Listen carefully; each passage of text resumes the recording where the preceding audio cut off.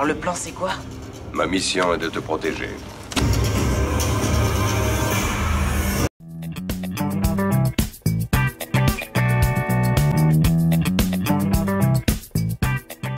Bonjour et bienvenue dans le Montez son Business Show, l'émission hebdomadaire par et pour les entrepreneurs. C'est Rémi Bigot et je suis très heureux de vous accueillir aujourd'hui dans mon événement préféré, Vivatech.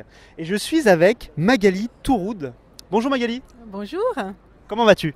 Très bien. Est-ce que tu peux te présenter rapidement, en 20 ou 30 secondes maximum, à nos auditeurs qui ne te connaissent pas encore? Alors moi je suis conseiller en propriété industrielle, je rédige les brevets et je les dépose à l'INPI pour les inventeurs. Donc beaucoup de start-upers ici présents ont des inventions formidables qu'il faut maintenant protéger. D'accord, on en parlait un petit peu tout à l'heure. Alors, petit aparté avant de démarrer. Merci à Michel Poulart de m'avoir invité, de m'avoir permis de venir à Vivatech cette année. C'est grâce à lui que je suis là. Et si vous vous êtes intéressé par tout ce qui est conférences et prise de parole en public, allez voir son site, je le mettrai sous la vidéo. Il vous aide à devenir meilleur conférencier. Alors du coup Magali, pourquoi tu es à Vivatech ? Alors, je suis à Vivatech pour déjà un petit peu flairer la tendance. Nous, c'est important de savoir les prochaines innovations qu'on va devoir protéger. Et puis aussi pour faire connaître notre solution Yes My Patent qu'on vient de lancer, qui permet de rendre les brevets accessibles à tous avec des coûts réduits, une accessibilité sur le net, plus facile pour commander son brevet en ligne. Donc en fait, si on veut protéger son idée, son projet, son produit, son service, on vient te voir toi. Quel est le prix normal d'un brevet habituellement si on passe pas par toi, à peu près ? Bon, c'est assez variable, mais on va dire qu'entre 5 et 10 000 euros. D'accord. Et si on passe par Yes My Patent ? Alors nous, on a le prix de départ, 3 273 € TTC avec les taxes de l'INPI et la TVA. La totale, quoi. Ouais. D'accord. Et comment si c'est pas indiscret, comment tu as réussi à faire baisser les coûts comme ça ? Il y a une recette magique du coup ? Donc moi j'ai travaillé pendant plus de 2 ans sur ce projet-là. J'ai fait un MBA. On a regardé un petit peu comment réduire les coûts. Alors les coûts de structure, on n'a pas de bureau à Opéra, on ne reçoit pas les clients. Vous n'êtes pas aux Champs-Élysées ? On n'est pas dans les Champs-Élysées non plus. Alors, on ne reçoit pas les clients, on fait la majorité des choses dans le digital. En fait, on a appliqué les mêmes recettes qu'il y a pu y avoir dans l'aviation, dans la téléphonie. On réduit les coûts de structure. On travaille beaucoup avec évidemment des algorithmes, des logiciels qu'on a développés, de l'intelligence artificielle pour réduire les coûts. Cool. Et puis ensuite derrière, on va aussi travailler avec des consultants collaborateurs, donc conseillers en propriété industrielle, tous seniors, tous agréés devant l'INPI, l'Office européen des brevets, 15 ans d'expérience, mais qui ne sont pas salariés, qui travaillent à la tâche, qui viennent de monter leur cabinet pour certains. Donc ils sont prêts à travailler aussi pour un peu moins cher que s'ils étaient en CDI salariés chez nous.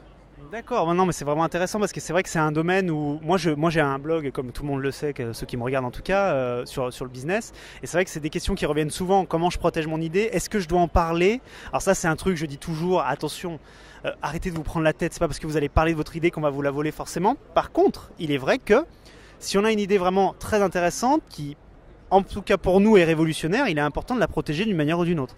Oui, alors il faut identifier l'idée, le concept. On va dire Uber, Airbnb, j'ai l'idée, je vais faire le Airbnb des jardins, qui ne va pas être protégeable par un brevet, où là effectivement on peut aller en parler, de toute façon ce n'est pas un concept qui sera protégeable, ce qui est important c'est d'être le premier sur le marché et grossir très vite. Et puis il faut distinguer la R&D, l'invention technique qui va demander 2 ans, 3 ans de développement, le prix que le client va payer aussi la R&D. Donc si on ne se protège pas, si on ne dépose pas de brevet, qu'on n'a pas de monopole dessus, ça sera très facile pour un compétiteur européen, asiatique, américain, de faire du reverse engineering, de copier le produit et de le vendre évidemment moins cher puisqu'il n'y a pas les frais de R&D à amortir. Bien sûr, je comprends. Quel est l'avenir rapide de la société? Est-ce que tu peux nous dire des choses ou c'est encore top secret? On va pas tout divulguer. Non, mais divulgue ce que tu acceptes de divulguer. Alors, ce que j'accepte de divulguer, c'est qu'on vient de lancer la version en anglais. Ah, cool. Donc si votre ordinateur est configuré. Worldwide. Exactement. En fait, on dépose les brevets en France à l'INPI, mais nous sommes aussi mandataires en brevet européen. Donc on dépose les brevets, par exemple en français ou en anglais ou en allemand, à l'Office européen des brevets, pour des Américains, pour des Chinois, pour des Français qui veulent se protéger sur toute l'Europe. Et puis là, on va lancer un simulateur des coûts en ligne la semaine prochaine, où on pourra voir. Alors si on a la primeur, personne n'est au courant. C'est exclusive. Bon, ça dépend quand est-ce que vous allez regarder la vidéo. Mais... un petit simulateur en ligne qui va permettre de regarder si j'ai un brevet français que je vais étendre au Japon, Canada, Corée, combien il va me coûter sur 5 ans.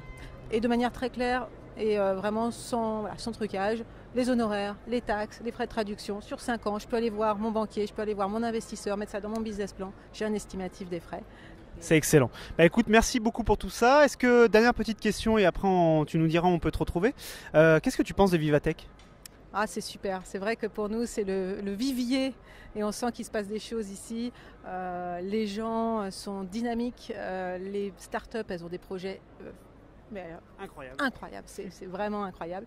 Et en plus, on a des conférences toute la journée. D'un niveau assez phénoménal. Là, il y a Mark Zuckerberg qui est en train d'arriver. Ah, mais c'est ça. Ah, il est où? Non, mais c'est vrai. En fait, on ne sait pas où donner de la tête. Il faudrait 3 Vivatech. J'ai très mal à la tête. Il faudrait 3 Vivatech pour arriver à tout voir. C'est ça. Non, c'est génial et on espère que l'année prochaine, ça sera encore plus gros. Et on espère que tu seras là aussi. Ah, je serai là. Bon, où est-ce qu'on peut retrouver ton projet, donc Yes My Patent? Alors, sur le net. Non. Non, mais l'adresse. yesmypatent.com. Merci à toi, c'était vraiment très intéressant. Et surtout, n'oubliez pas une chose extrêmement importante, au-delà de Vivatech, de Mélanie et de son projet. Il n'y a jamais eu de meilleur moment que maintenant pour entreprendre. Merci à vous et à la semaine prochaine.